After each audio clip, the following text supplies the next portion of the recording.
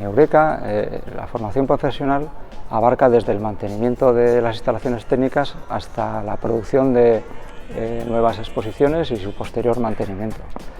El departamento de producción y mantenimiento lo forma unas 10 personas de distintas especialidades, de distintas ramas de formación profesional, pero tan importante como esa especialidad es su polivalencia, es decir, aunque sean buenos electricistas, tengan conocimientos de mecánica, de soldadura, carpintería, etc.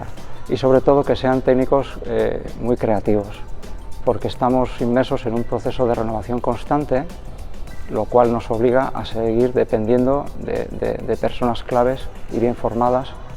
Personalmente, inicié mi andadura en la FP, yo procedo de la FP, posteriormente hice ingeniería técnica, pero he de reconocer que a lo largo de mi vida profesional la FP ha sido clave para desarrollar mi carrera.